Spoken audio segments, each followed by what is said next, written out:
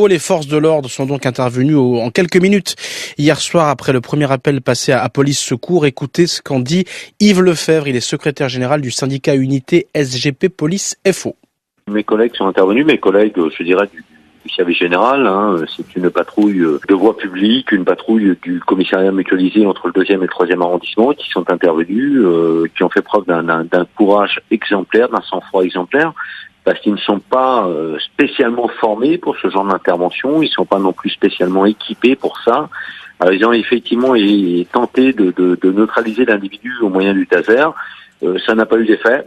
Ça n'a pas eu d'effet escompté. Ils ont légitimement ouvert le feu, ils l'ont abattu. L'agresseur était menaçant envers eux ? Là, on est dans un état pur et simple de légitime défense. L'individu a quand même, au demeurant, poignardé plusieurs personnes.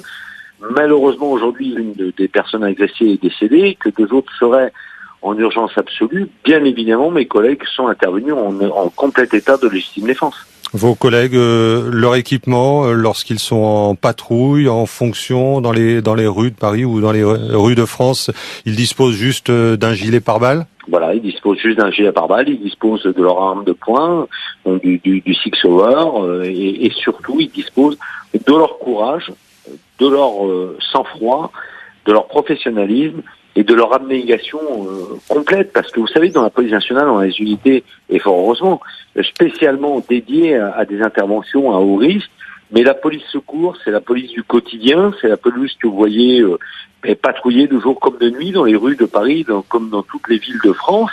C'est pas la police directement concernée a priori, pas directement concernée pour affronter le terrorisme, mais malheureusement qu'il l'est aujourd'hui au quotidien. Oui, ça fait partie de leur quotidien. Cela doit faire partie aussi de la formation des jeunes policiers, des jeunes officiers qui sont amenés à être sur le terrain. Bien sûr.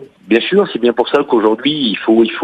Moi, j'en ai le cesse de répéter depuis septembre 2015, au moment où j'ai été élu, et ensuite après une manifestation quelques semaines après, place Vendôme, de réclamer protection et reconnaissance pour tous les policiers, mais qui plus est pour ceux que j'appelle avec beaucoup d'affection les ouvriers de la police nationale, ceux qu'on ne voit pas, mais qui sont essentiels à la sécurité et qui sont essentiels pour préserver notre République et pour lutter au quotidien contre cet affreux terrorisme. Une question, une remarque de Stéphane Père. Oui, juste préciser, Pierre, que effectivement, cette question de la légitime défense, de l'ouverture du feu, la dernière loi antiterroriste votée en France permet justement aux officiers et aux personnes qui sont dépositaires de la loi d'ouvrir le feu dans une séquence terroriste en cours, dans une séquence d'attaque en cours. Et là, on est complètement dans ce cas, dans cette situation. Donc, l'usage du feu semble tout à fait légitime dans le cas présent. Il faut faire preuve de sang-froid lorsque l'on est fonctionnaire de police, lorsqu'on est dans la foule, face à un agresseur inconnu. Oui, vous savez, c'est un vieux, je le dis souvent, c'est un vieux flicard qui vous parle. J'ai quand même bientôt 36 ans de police nationale derrière moi. J'ai connu une police, j'ai toujours connu une police c'est un métier à risque, bien évidemment, mais pas aussi risqué qu'aujourd'hui. N'importe quel policier, aujourd'hui, malheureusement, part le matin de chez lui et n'est jamais sûr de rentrer le soir parce qu'il doit faire preuve. Il est confronté à la délinquance du droit commun. Il est confronté, on l'a vu, malheureusement, souvenons-nous-en, le 1er mai, face aux agressions des Black Blocs. Et en plus, bien évidemment, il a toujours cette menace ô combien palpable, ô combien prégnante du terrorisme. Donc il faut savoir faire preuve d'un sang-froid à toute épreuve. Mais il y a beaucoup de choses à revoir dans la police nationale. Il faut déjà reconnaître que les policiers ne sont pas des fonctionnaires comme les autres, même si j'ai bien évidemment énormément de respect pour tous les fonctionnaires français. Mais le policier, lui, risque sa peau au quotidien pour un salaire, permettez-moi de le dire, largement insuffisant par rapport aux risques encourus et avec une formation qui doit être revue à la hausse. Nous sommes en guerre.